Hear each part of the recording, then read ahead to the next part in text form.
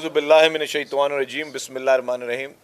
आप तमाम लाहौर के जर्नलिस्ट भाई और बहनों का बहुत बहुत शुक्रिया, और बहुत अरसे के बाद आप लोगों से इंटरेक्शन भी हो रही है।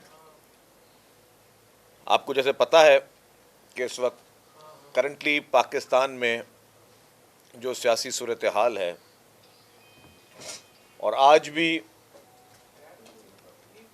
ज़मान पार्क का सिलेक्टेड प्राइम मिनिस्टर चाहता है कि हर चीज़ उसकी मर्ज़ी से हो और उसको हर जगह से मदद चाहिए हर काम के लिए। मुज़ाकरात भी उसकी मर्ज़ी से हों, उसकी कंडीशंस पे मुज़ाकरात हों।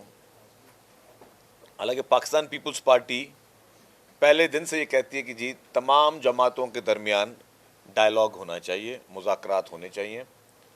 पीपल्स पार्टी समझती है कि जी हमेशा हर कॉन्फ्लिक्ट का जो सॉल्यूशन है दैट इज़ डायलॉग, और हम डायलॉग पे यकीन रखते हैं। लेकिन ऐसा भी नहीं होना चाहिए कि डायलॉग की आड़ में जो है आप डिक्टेशन देना शुरू कर दें और आप मर्ज़ी से अपनी डिमांड्स या कंडीशंस रखना शुरू कर दें। इंशाअल्लाह ताला हमारी कोशिश यह है कि इस मुल्क में चीज़ें जो हैं वो स्मूथली चलें, आइन की, जमहूरियत की और पार्लियामेंट की जो है वो बालादस्ती वो कायम रहे। एक अदालती लाडला जो कि बहुत पसंद है हमारी चंद अदालतों को, उसको जिस तरह रिलीफ दिए जा रहे हैं, मतलब मुझे समझ में नहीं आता कि आप सब लोग भी इसी मुआशरे का हिस्सा हैं, हम भी इस मुआशरे का हिस्सा हैं। क्या कभी किसी ने अदालतों में इस तरह की वर्किंगें देखी हैं? इस तरह रिलीफ, मतलब यहाँ पिटिशन तैयार हुई नहीं, वहाँ पे ऑर्डर तैयार हो जाता है। अभी वकील जो है वो पिटिशन बना रहा होता है तो फिर वहाँ से जो है वो ऑर्डर भी वहाँ से बन के आ जाता है। और किस तरह लोगों को मतलब किस तरीके से रिश्तेदारियों की बिना पे यहाँ पे लोगों को मिल रहे हैं, फेवर्स मिल रहे हैं। मैंने कहा कुछ लोगों को घरों के इश्यूज़ हैं, कुछ लोगों को रिश्तेदारियों के भी इश्यूज़ हैं कि जी अगर मेरा रिश्तेदार किसी पार्टी में तो ठीक है, मैं उसको ज़्यादा फेवर दे रहा हूँ, उसको मैं ज़्यादा वो जो है इनकरेज कर रहा हूँ, उसको मैं आउट ऑफ द वे भी फेवर दे रहा हूँ। तो ये चीज़ें जो हैं ये इस मुल्क में नहीं होनी चाहिए। देखिए, हमेशा मुआशरा कामयाब होता है यकसानियत पर। सोसाइटीज़ जो हैं वो बनती हैं, वो चलती हैं कि आपने एक ही तर्ज अमल, एक ही तरीका सबके साथ रखना चाहिए। क्यों? रियासत माँ होती है, रियासत माँ होती है तो माँ को सारे बच्चों के साथ एक जैसा सलूक करना चाहिए। अगर बच्चा अच्छा काम कर रहा है तो सब बच्चों को शाबाशी देनी चाहिए, अगर बच्चा बुरा काम कर रहा है तो सब बच्चों को एक जैसी सज़ा देनी चाहिए। अगर रियासत ही सौतेली माँ का सलूक करना शुरू कर दे कि कुछ लोगों को कहे कि जी नहीं ये मेरे प्यारे बच्चे हैं, ये मेरे अदालती लाडले हैं, ये स्मार्ट हैं, ये गुड लुकिंग हैं, इनके साथ कोई और तरीका अख्तियार करना चाहिए, और बाकी लोगों के साथ जी नहीं, उनके लिए तो फिर जो कानून में नहीं भी लिखी है सज़ाएँ, जो जुर्म आपने नहीं भी किए होते उनकी सज़ाएँ आपको मिल जाती हैं। मतलब इमरान खान के लिए मैं समझता हूँ कि कौन सी चीज़ अभी आना बाकी है। आइन और कानून के दायरे में रख के हम बात करें तो पहली सवाल ये है, कुछ दोस्त सवाल करते हैं कि यार इलेक्शन टाइम पे होना चाहिए, इलेक्शन हम कहते हैं बिल्कुल होना चाहिए। इलेक्शन अपने वक्त में होने चाहिए, एक टाइम पर होने चाहिए, आइन और कानून के दायरे में होने चाहिए। इलेक्शन के लिए जो फैसले आए वो भी कानून के दायरे में आने चाहिए, वो भी आइन के दायरे में आने चाहिए। अगर सुओ मोटो नोटिस बनता है तो 184 में ज़रूर आना चाहिए। लेकिन अगर वही केस किसी सेशन कोर्ट में मौजूद है, वही केस किसी हाई कोर्ट में मौजूद है, तो एक चीज़, एक ऑलरेडी अंडर ट्रायल है और एक सब जुडिस चीज़ पे सुओ मोटो नोटिस नहीं आ सकता, नहीं हो सकता। क्या इलेक्शन कमीशन ऑफ पाकिस्तान एक आईनी इदारा है या नहीं है, पहले फैसला करना चाहिए। और क्या उस इलेक्शन कमीशन ऑफ पाकिस्तान ने ये क्लियर नहीं कहा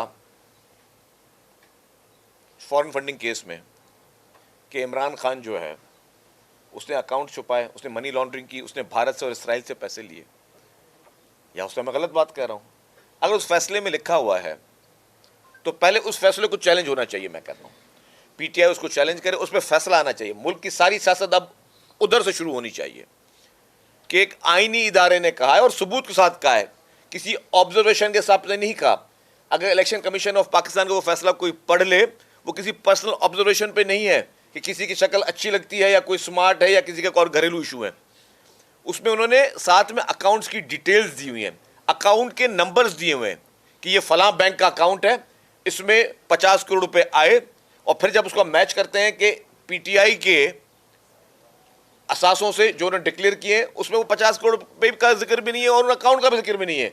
एक अकाउंट आपसे मिस हो सकता है, अकाउंट किसी से मिस नहीं हो सकता, एक अकाउंट आपसे मिस हो सकता है, लेकिन 50-50 अकाउंट आपने डिक्लेयर नहीं किए, ये मिस हो सकते हैं। और अगर वो इलीगल पैसे आए, वो इलीगल पैसे कहां गए, सिर्फ फैसला सुना देने से काम खत्म हो गया? क्या वो शख्स दोबारा क्वालिफाई करता है कि आपके फिर एक आईनी पोस्ट के लिए आ सके? क्या उसके लिए कानून जो है वो खामोश है?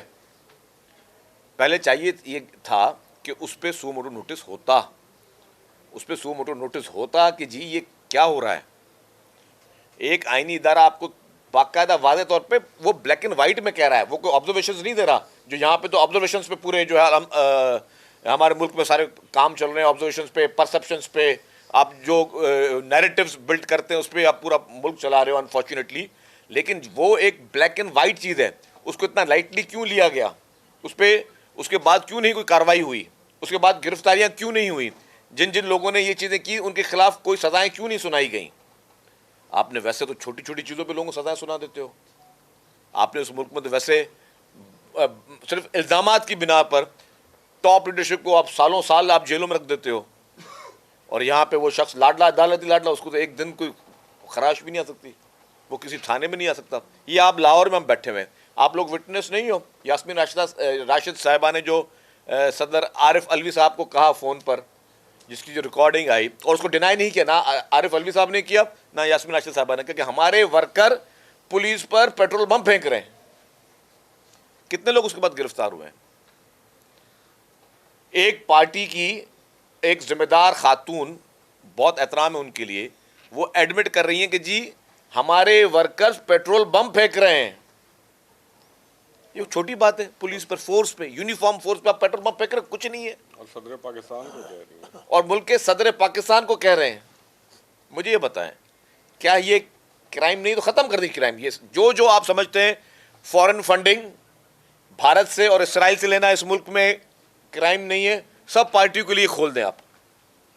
सियासत की का महवर अब वहाँ से शुरू होना चाहिए। ये दो आंखें नहीं चल सकती इस मुल्क में। सियासत का महवर वो शुरू करें, अगर वो क्राइम नहीं है, हालांकि क्राइम है मेरी नज़र में, तो उसको ओपन फॉर ऑल कर दें। फिर हर पॉलिटिकल पार्टी पाकिस्तान की वो भारत और इसराइल से जो है वो फिर फंडिंग देना शुरू कर दे, और वो भी शौक से देंगे।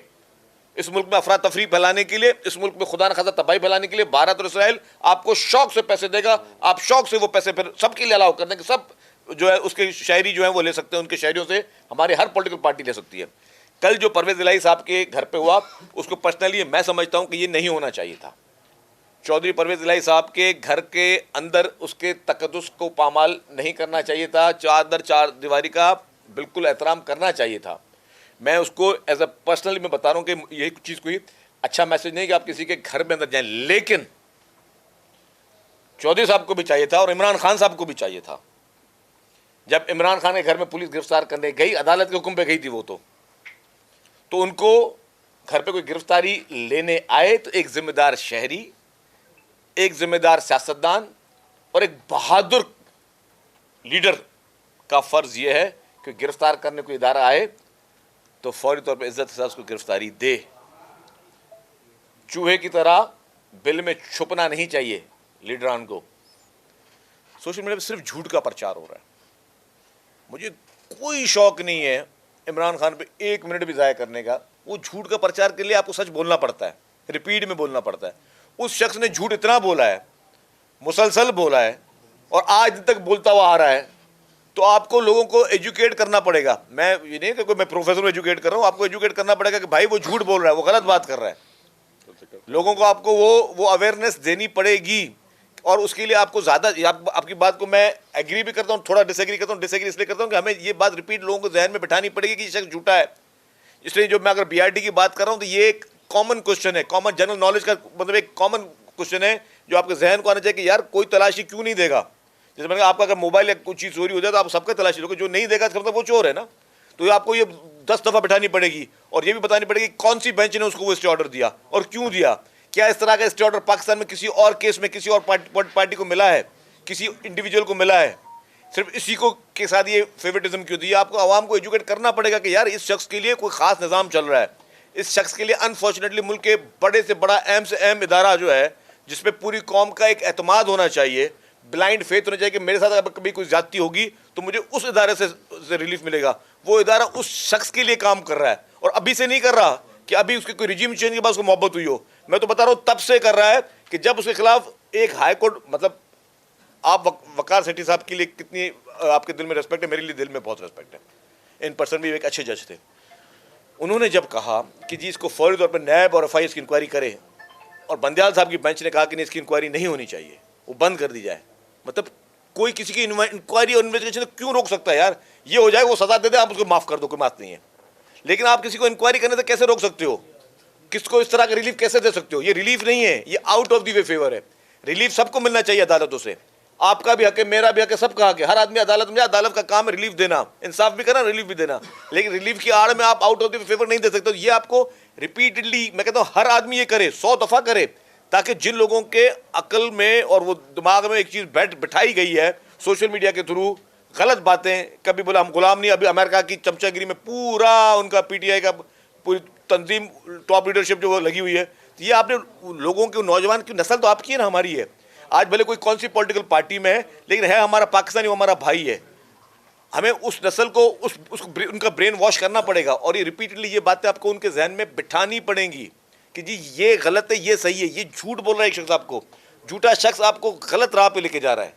सही राह ये नहीं है। आप भले किसी को वोट ना दो, आप किसी को वोट दो, लेकिन आप किसी गलत शख्स को जो कि हर किस्म के क्राइम में मुलविस हो, जो हर किस्म की गलत हरकत में मुलविस हो, उसको आप जो फरिश्ता बनाने की आपको कोशिश कीजिए, वो खत्म होनी चाहिए।